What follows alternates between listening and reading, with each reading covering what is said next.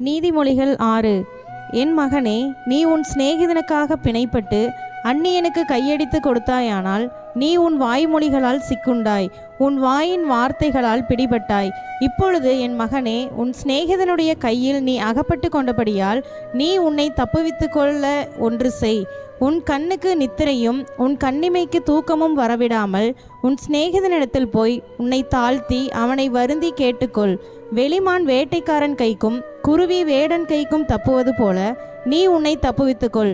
சோம்பேறியே, நீ எறும்பினிடத்தில் போய் அதன் வழிகளை பார்த்து ஞானத்தை கற்றுக்கொள்.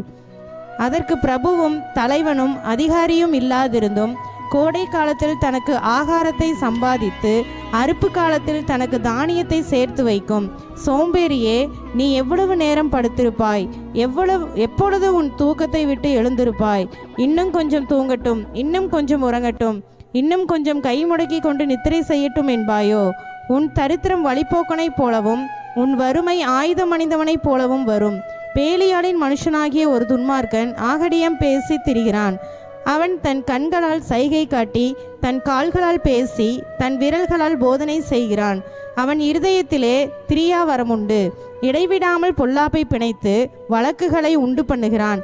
ஆகையால் சடுதியில் அவனுக்கு ஆபத்து வரும், சகாயமின்றி சடுதியில் நாசமடைவான். 6 காரியங்களை கர்த்தர் வெறுக்கிறார், 7 அவருக்கு அருவருப்பானவைகள். அவை யாவன: மேட்டிமையான கண், பொய் நாவு, குற்றமற்றவர்களுடைய இரத்தம் சிந்தும் கை, தூராலோசனையை பிணைக்கும் இருதயம், தீங்கு செய்வதற்கு விரைந்தோடும் கால், அபத்தம் பேசும் பொய் சாட்சி, சகோதரருக்குள்ளே விரோதத்தை உண்டு பண்ணுதல் ஆகிய இவைகளே. என் மகனே, உன் தகப்பன் கற்பனையை காத்துக்கொள், உன் தாயின் போதகத்தை தள்ளாதே. அவைகளை எப்பொழுதும் உன் இருதயத்திலே அணிந்து அவைகளை உன் கழுத்திலே கட்டிக்கொள். நீ நடக்கும் போது அது உனக்கு வழிகாட்டும், நீ படுக்கும் போது அது உன்னை காப்பாற்றும், நீ விழிக்கும் போது அது உன்னோடே சம்பாஷிக்கும். கட்டளையே விளக்கு, வேதமே வெளிச்சம், போதக சிற்சையே ஜீவவழி. அது உன்னை துன்மார்க்க ஸ்திரீக்கும் இச்சகம் பேசும் நாவையுடைய பரஸ்திரீக்கும் விலக்கி காக்கும். உன் இருதயத்திலே அவள் அழகை இச்சியாதே, அவள் தன் கண்ணிமைகளினால் உன்னை பிடிக்க விடாதே. வேசி நிமித்தம் ஒரு அப்பத்துணிக்கையை இறக்க வேண்டியதாகும். விபச்சாரியானவள் அருமையான உயிரை வேட்டையாடுகிறாள். தன் வஸ்திரம் வேகாமல் மடியிலே எவனாவது நெருப்பை வைத்து கொள்ள கூடுமோ?